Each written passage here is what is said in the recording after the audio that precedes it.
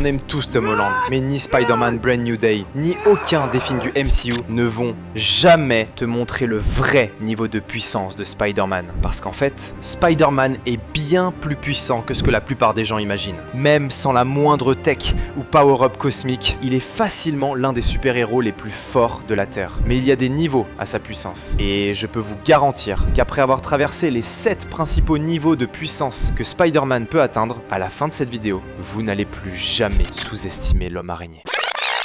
Le premier niveau de force de Spider-Man ne concerne pas sa puissance brute. En fait, c'est la force mentale surhumaine qu'il déploie au quotidien pour refuser d'être puissant. Un plafond de verre psychologique qu'il s'impose à lui-même. À ce niveau, le vrai combat de Spider-Man, c'est de retenir sa force brute pour ne pas tuer ses ennemis d'un seul coup de poing. Parce qu'à la base, Peter Parker est tellement fort qu'il est pétrifié par son propre potentiel lors d'un combat. Et pour comprendre d'où vient ce traumatisme, il faut remonter à 1987, dans le très sombre Spider-Man vs Wolverine numéro 1. En pleine guerre froide, Peter se retrouve à Berlin-Est, coincé dans une mission d'espionnage qui le dépasse complètement. Et lors de leur combat dans un cimetière brumeux, une agente nommée Charlemagne s'approche par derrière. Peter, pensant avoir affaire à Wolverine, un mutant capable d'encaisser n'importe quoi, se retourne et décoche un coup réflexe sans le moindre filtre mental. Sauf que ce n'était pas Logan, c'était Charlemagne. Le crâne brisé par une seule mandale de Peter, elle meurt sur le coup. Cette culpabilité d'avoir pris une vie innocente va cimenter à jamais sa retenue quotidienne. Mais si vous voulez la masterclass qui prouve ce niveau de retenue, elle se trouve dans Amazing Spider-Man numéro 700. Le Docteur Octopus, mourant, a échangé son esprit avec celui de Peter. Désormais dans le corps du tisseur, Otto s'énerve lors d'un combat contre le Scorpion et lui décoche un crochet du droit sans se retenir. Résultat, il arrache littéralement la mâchoire de McGargan. Et là, en regardant ses poings couverts de sang, Otto réalise avec effroi que pendant toutes ces années, Peter Parker retenait activement ses coups pour ne pas tuer les monstres qui essayaient pourtant de le tuer. Mais cette retenue cache une autre puissance tout aussi terrifiante, sa volonté et son intelligence tactique. Deux choses qu'il utilise pour surcontrer la retenue de sa force physique, lui permettant de vaincre astucieusement les plus forts et les plus puissants adversaires de l'univers Marvel. Et pour le prouver, il faut regarder Avengers vs X-Men numéro 9. Lorsque la Force Phoenix a corrompu Colossus et sa sœur Magic, les Avengers tentent une mission dans un volcan sous les limbes. Ça tourne au fiasco. Alors Peter prend la décision la plus héroïque de sa vie. Il ordonne à ses alliés de fuir et reste seul pour les couvrir. Ce qui suit est un massacre. Physiquement, Spidey à son niveau de base n'a aucune chance contre deux dieux cosmiques. Ses os se brisent, son masque se déchire, il perd toute sensation dans son propre crâne. Colossus, ébranlé par cet acharnement insensé, le supplie de rester au sol. Mais Peter ne s'est pas abandonné. Et c'est là que son génie entre en jeu. Il comprend que le Phénix amplifie les pires défauts de ses hôtes. Il commence donc à jouer avec leur esprit, en manipulant leur petite rivalité et leur ego, insinuant que l'un veut secrètement s'emparer de la part de la Force Phénix de l'autre. Un vrai jeu d'échecs psychologique quoi. Et donc, en semant le doute entre Colossus et Magic, Peter réveille une rivalité fraternelle toxique. Et par conséquent, aveuglés par la cupidité, Colossus et Magic cessent de le frapper pour s'attaquer mutuellement. Ils s'assomment dans un déchaînement d'énergie divine. À moitié mort, gisant dans son propre sang, Spider-Man vient de terrasser à lui seul la moitié de la Force Phénix, par la seule force de sa résilience et de son cerveau. Et ce n'est pas la seule fois où Spider-Man a vaincu un adversaire grâce à son génie astucieux. Lorsque les Avengers tentaient de maîtriser Hulk dans le numéro 2 de la série Friendly Neighborhood Spider-Man, publié en 2005, Hulk a tabassé tout le monde, sauf Spider-Man. Parce que notre Spidey, sachant qu'il est impossible de vaincre Hulk par la force brute, a utilisé l'astuce la plus simple, mais la plus brillante pour battre Hulk, une vanne. Ouais, il a fait rire Hulk juste assez pour le détendre afin que Bruce Banner reprenne le contrôle. Et c'est pourquoi Peter Parker est en quelque sorte plus dangereux lorsqu'il retient sa force de frappe. Ses ennemis doivent alors faire face à son pouvoir le plus redoutable, la ruse. Et pousse un like si t'es d'accord avec ça. Bon, maintenant, que se passe-t-il quand Peter arrache complètement les freins? Eh bah bienvenue au niveau 2. Ici, plus de vannes, plus de toiles acrobatiques, juste de la force brute utilisée avec une précision chirurgicale et une noirceur qui fait peur. L'exemple le plus glaçant, c'est l'arc Back in Black dans Amazing Spider-Man numéro 542. Tante May vient de se faire tirer dessus par un sniper engagé par le caïd. Peter enfile un costume noir pour signaler ses intentions. Il s'infiltre dans la prison de Rikers Island, enlève le haut de son costume devant tous les prisonniers pour faire comprendre au caïd que ce n'est pas le même bon vieux Spider-Man qui vient le punir, mais c'est un Peter Parker brisé et sans aucune restriction. Primo, il gifle Wilson Fisk comme une poupée de chiffon et lui explique qu'il pourrait remplir ses poumons de toile s'il le voulait. C'est une exécution publique, pas un combat de super-héros. Résultat, Spider-Man a littéralement brisé tous les os du caïd. Mais y a pire, parce que dans le run Grim Hunt, dans Amazing Spider-Man numéro 637, Peter craque totalement. Tout ça se passe lorsque la famille Kravinoff a méthodiquement traqué et assassiné son clone Kane. Dans un moment de rage sans précédent, Peter utilise son pouvoir d'adhérence murale de la manière la plus brutale imaginable, en collant sa main sur le visage de Sasha Kravinoff pour complètement lui arracher le visage. Oh mais ce n'est pas tout, parce qu'en termes de force brute, ce que Spidey a fait à Sasha n'est pas si impressionnant, même si c'est archi sauvage quoi. Par contre, dans Peter Parker Spider-Man numéro 98, il nous montre que son désir de sauver des vies est le moment où il puise sa plus grande force. Dans cette histoire, Norman Osborn est en pleine crise psychotique au milieu d'un chantier du Daily Bugle quand une bombe citrouille fait exploser une structure portante. Le bâtiment s'effondre, et Spider-Man se retrouve coincé dessous. Des tonnes de débris d'acier et de béton qui l'écrasent lentement. Ses muscles hurlent, ses os craquent, et dans cet enfer, une seule pensée lui traverse l'esprit. Tante May sur son lit d'opération. Dans un ultime effort désespéré, Peter soulève les décombres, attrape des poutres d'acier avec ses toiles et vide intégralement ses cartouches pour stabiliser temporairement la structure. Mais là, faut comprendre l'énormité de cet exploit. Parce que selon l'échelle de force officielle de Marvel, Spider-Man est un niveau 10, ce qui veut dire qu'il peut soulever en moyenne 10 tonnes. Par contre, s'il peut à pleine puissance brute soulever tout un building, on parle en moyenne d'une structure de plusieurs milliers de tonnes métriques.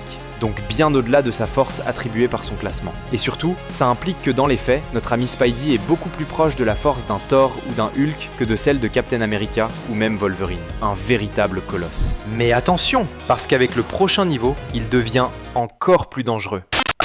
Que se passe-t-il quand on prend cette force brute et qu'on l'enveloppe dans une technologie valant des milliards? On passe au niveau 3. Le premier exemple évident, c'est l'armure Iron Spider offerte par Tony Stark avant Civil War dans Amazing Spider-Man numéro 529. Forgée dans un alliage de métal liquide, dotée de toiles en titane et de pattes mécaniques rétractables. Et avec cette armure, lors d'une confrontation marquante, on a vu Peter déchirer l'armure blindée de Titanium Man comme du papier d'aluminium. Toutefois, la vraie pépite de ce niveau vient d'ailleurs. Et là, on parle d'une tech alien hyper puissante et surtout dangereuse. Dans son run avec les Gardiens de la Galaxie, présenté dans Amazing Spider-Man numéro 15, dans lequel il s'empare d'une armure techno-symbiote complètement dingue des mains du scientifique alien Xanto Starblood. Mais ce n'est pas que de la tech froide, c'est une entité techno-organique vivante, un être de la race des Technarques nommé Glitch. Et donc, un peu comme avec Venom, Peter forge une alliance avec Glitch, ne faisant qu'un avec cette tech alien, capable de métamorphoser Spider-Man en pratiquement tout ce qu'il veut. D'ailleurs, avec cette armure, Spider-Man a été capable de vaincre nul autre que Black Dwarf de l'ordre de Thanos, chose qu'il n'a pas réussi à faire dans le film Infinity War avec l'armure Iron Spider. Donc, petite parenthèse pour le prochain film de Spidey après Brand New Day, non? Voilà, c'est dit. Et si vous voulez voir l'histoire complète de ce costume vraiment cheaté, cliquez sur ma vidéo dans la description. Alors, on ne peut pas parler des 7 niveaux de force de Spider-Man sans parler de la fusion la plus célèbre des comics, le symbiote Venom. Rappelez-vous l'origine mythique lors des Secret Wars de 1984 dans Marvel Super Heroes Secret Wars numéro 8, Peter pensait juste avoir trouvé une machine alien capable de lui tricoter un nouveau costume. En réalité, c'était un parasite vivant qui se nourrissait de son adrénaline, supprimait sa fatigue et amplifiait massivement son agressivité et sa puissance physique. J'ai d'ailleurs une vidéo complète à propos des origines des symbiotes Marvel, si ça vous intéresse. Mais pour comprendre jusqu'où peut aller la puissance amplifiée de Spider-Man avec ce costume organique, lisez Symbiote Spider-Man Crossroads numéro 2. Dans cette histoire, Peter se retrouve dans une dimension bizarre en tenant une pierre des Norns, un artefact magique asgardien, et tombe nez à nez avec un Hulk complètement enragé qui avait antérieurement été banni dans cette dimension par le Docteur Strange. Dans la confusion, la magie asgardienne entre en contact avec le costume noir et éveille son plein potentiel. Peter se relève transformé en monstre absolu. Hulk fonce et lui assène une mandale monumentale à pleine puissance en pleine face. Mais Peter ne bronche pas. Au contraire, il réplique d'un seul coup de poing qui envoie le géant de jade valdinguer dans les airs. Et même si ce n'est pas la fin du combat et que Hulk a eu sa réplique, il n'en reste pas moins que de mettre Hulk à l'amende à la force des poings, bah c'est ça, le niveau 4. Mais la vraie limite de ce niveau se révèle dans le comics Venom War Spider-Man numéro 3. Lorsque Peter doit fusionner à nouveau avec Venom pour arrêter une guerre entre Eddie Brock et son fils Dylan, il reçoit une vision mystérieuse de l'entité nommée l'Éventualité et apprend une vérité choquante. Car selon la prophétie originelle, ce n'était pas Eddie Brock qui devait devenir le roi en noir, c'était lui. La vision lui montre un Peter Parker devenu tyran cosmique inarrêtable, contrôlant tous les symbiotes de l'univers, massacrant les Avengers un par un. Dans cet avenir hypothétique, Spider-Man est littéralement devenu le maître de l'univers tout entier. Sauf qu'avec une telle puissance, il en a perdu son sens de la responsabilité. Et lors d'un combat contre son ultime adversaire, maniant le Stormbreaker de Thor, il finit par le transpercer pour découvrir tristement qu'en réalité, il venait de tuer sa propre fille, May. C'est pourquoi, une fois de retour dans le présent suite à cette vision, un peu comme un Luke Skywalker qui aurait refusé le côté obscur, Peter a choisi de laisser ce destin derrière lui, faisant ainsi ses adieux à Venom une bonne fois pour toutes. Alors mes vilains geeks, si vous pensiez qu'on ne pouvait pas aller plus haut dans l'échelle de puissance, le niveau 5 nous plonge la tête la première dans l'occulte. Peter Parker devient un champion mystique inarrêtable, possédé par l'une des entités cosmiques les plus puissantes de l'univers Marvel. Tout commence dans le run The 8 Deaths of Spider-Man, raconté dans Amazing Spider-Man numéro 61. Dr. Doom est devenu le sorcier suprême. Jugeant indigne de sa personne d'affronter les enfants du dieu démoniaque Cyttorak, il choisit Spider-Man comme champion et lui offre un costume magique lui accordant 8 vies. C'est déjà dingue.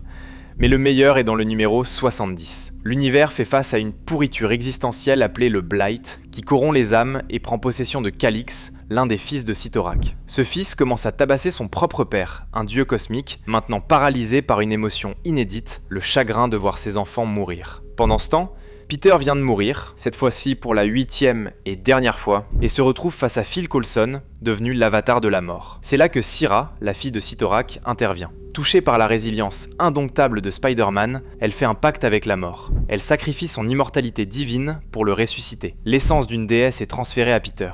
Sous nos yeux, son corps grandit, ses muscles gonflent. Peter devient le Spider-Fléau, qui est littéralement la fusion entre l'agilité tactique de Spider-Man et la puissance inarrêtable du fléau des X-Men. Et je vous jure, quand ce comics est sorti, c'était une dinguerie sans précédent. Mais le plus beau, c'est qu'avec toute cette puissance à sa disposition, lorsqu'il réalise que la force brute ne suffira pas pour arrêter le Blight, Peter combine la magie du sorcier suprême à celle de Cyttorak pour lancer un sort qui va inévitablement le tuer. Touché par son sens du sacrifice, Cyttorak lui-même intervient pour prendre sa place dans cette boucle cosmique, ramenant Peter dans sa forme originale. Chose certaine, si Spider-Man avait gardé cette forme extrêmement cheatée, pratiquement rien n'aurait pu l'arrêter.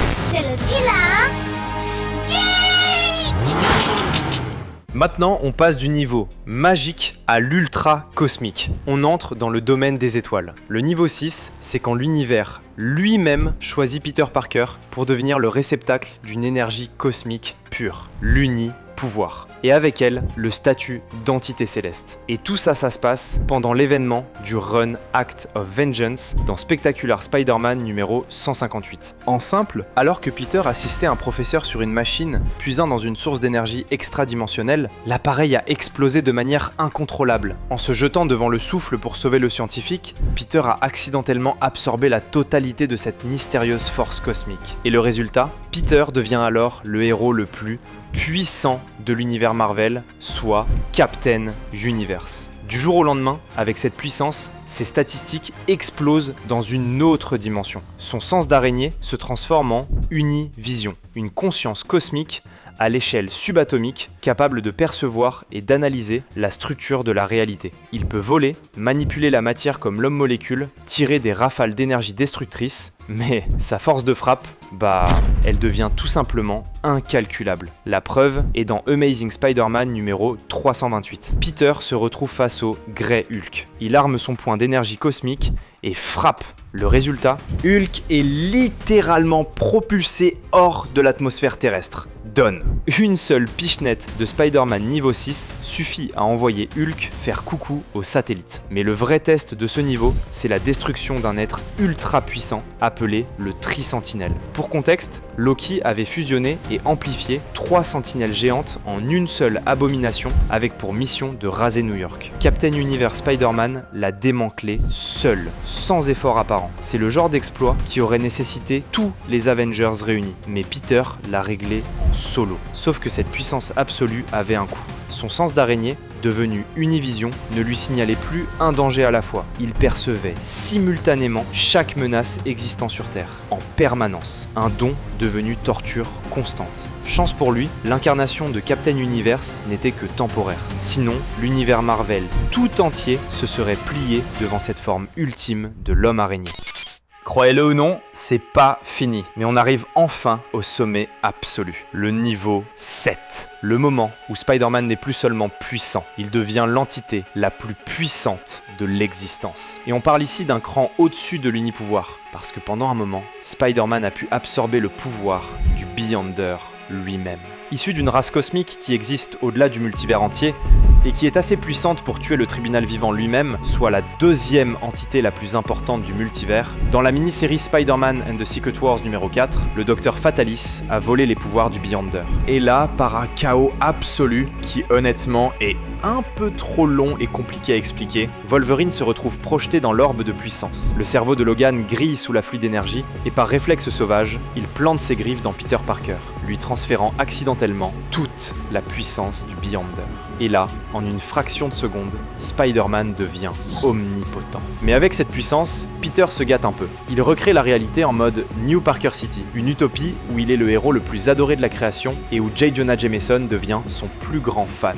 Malheureusement, même dans ce monde parfait, la malchance de Peter finit par le rattraper. Le bouffon vert débarque et assassine Oncle Ben. Mais avec son pouvoir, il se dit pas de soucis. Peter hausse les épaules et le ressuscite en 2 secondes.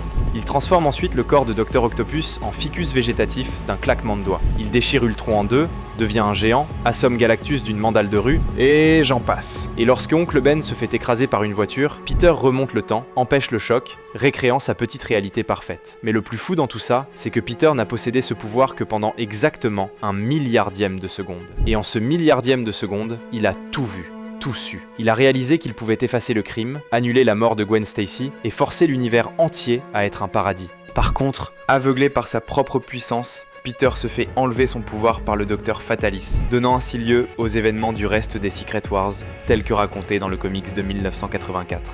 Sauf que là... Stop. Parce que je vous ai menti dans le titre. Quoi ? Ouais, je sais, mais...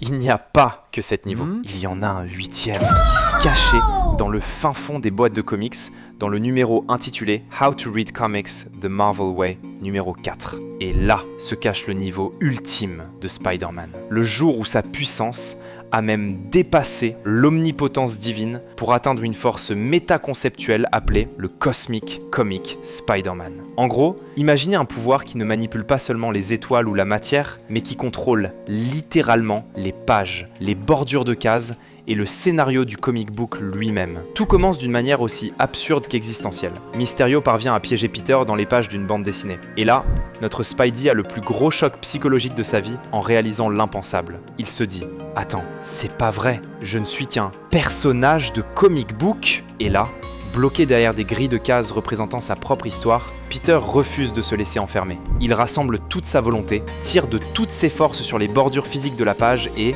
explose littéralement les panels pour se libérer. En brisant le 4e mur, il fusionne avec la Cosmic Comic Force et devient une entité méta-divine. Pour lui, tout le multivers Marvel, de Secret Wars au Gant de l'Infini, n'est plus qu'une série de dessins plats étalés sur une table qu'il peut réorganiser à sa guise. Il contrôle tout. Sauf que Mysterio, qui avait été enfermé par Peter dans des manuels d'instruction d'avion, qui sont techniquement des BD, a profité de ces décennies de lecture forcée pour complètement maîtriser l'art du comic lui aussi. Par surprise, il arrache le Cosmic Comic à Peter, devient un être surpuissant, écrase notre Spidey et dessine la case de fin de l'histoire de Peter en demandant poliment au lecteur de fermer le livre et de passer à autre chose. Mais Mysterio a oublié un détail, le lecteur. Peter se réveille au milieu des décombres de papier et réalise une chose. Tant que le lecteur, derrière son écran ou son livre, refuse de fermer la page et décide de continuer à lire, le pouvoir de Mysterio ne peut pas s'imposer. Donc, pour le vaincre, Spidey utilise alors l'arme absolue, l'imprimante. Il fait publier son histoire à des milliers d'exemplaires. Et alors que des milliers de vrais lecteurs lisent le comic en même temps dans le monde réel, la force de leur lecture collective arrache le Cosmic Comic des mains de Mysterio pour de bon, libérant toutes les victimes de ces prisons de papier. Donc c'est ça. Spider-Man à son niveau ultime est nul que le God of Stories, comme Loki l'est devenu à une époque, soit la plus haute station de puissance du multivers Marvel. Alors voilà mes vilains geeks. Vous connaissez maintenant le vrai niveau de Spider-Man, et surtout, vous comprenez pourquoi il ne faut jamais le sous-estimer. Et sur ce, je vous dis... Ciao les amis! N'oubliez pas le like.